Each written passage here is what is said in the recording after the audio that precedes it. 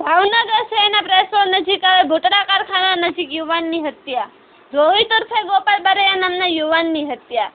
તીક્ષ્ણ હથિયારવાળી યુવાનની કરવામાં આવી નિર્મય હત્યા. યુવાનની હત્યાનું કારણ અકબંધ. અન્ય 2 લોકોની ગંભીર ઇજાઓ પહોંચી. ઇજાગ્રસ્તોને સારવાર અર્થે 108 મારફત હોસ્પિટલ ખસેડવામાં આવ્યા. સર્ટી હોસ્પિટલ ખાતે લોકોના ટોળા એકઠા થયા. ઘટનાની જાણ થતાં city DYSP, LCB, C division, PI સહિતનો પોલીસ કાફલો પહોંચ્યો ઘટના સ્થળ પર. રિપોર્ટર ફિરોજ મલેક, ભાવનગર.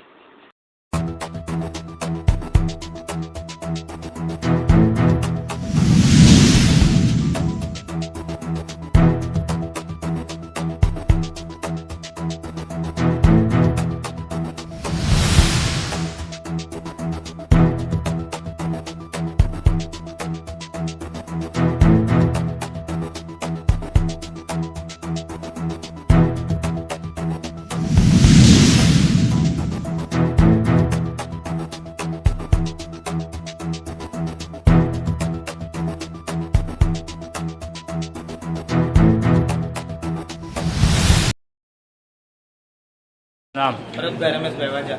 કઈ જગ્યા રહેવાનું મોટા ભાઈ? કોપરા તેનાનગર. શું બનાવજો? મારા ભાઈના છોકરાને બધા મારી દીધા. કેટલા જણા હતા? 2 જણા. જૂની અદાવત કોઈ વસ્તુ કાંઈ નહીં. શું લેવા આવ્યા હતા ને એને વિશે બેઠા હતા તો એને હું જોતો ગુરિયો ખાતા વિયો ગયો. પાછો આવીને તેના બધા મારી દીધા.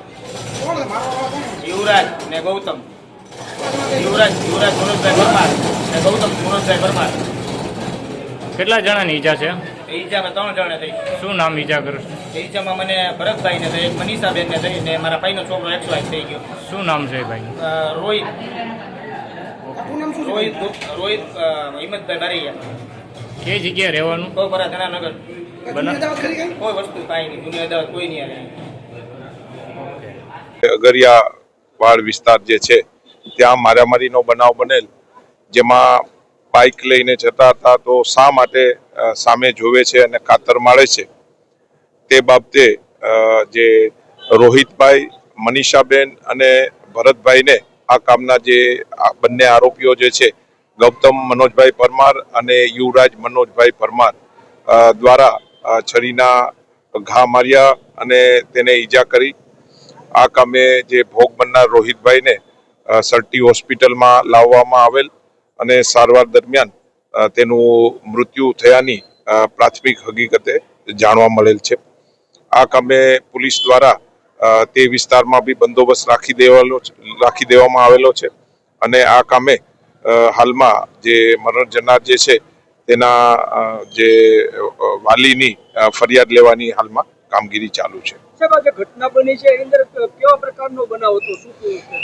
એમાં આ કામે જે છે 2 વ્હીલર બાઇક લઈને જતા હતા અને શા કારણે જોવે છે કે કાતર મારે છે એવા જે છે ના કારણથી જ એને હુમલો કર્યો અને છરીથી ઈજા કરેલી છે. આ કામે જે આરોપીને બી હાથમાં ઈજા થયેલી છે, જેને અહીંયાની બજરંગ દસ હોસ્પિટલ જે છે તેમાં દાખલ કરવામાં આવેલા છે. નહીં, અન્ય કોઈ નહીં, બંને પાર્ટીને ઈજા છે. એમાં જે છે રોહિતભાઈને જે ડાબા જે છે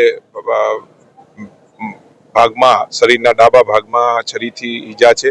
મનીષાબેન અને ભરતભાઈને હાથમાં ઈજા છે.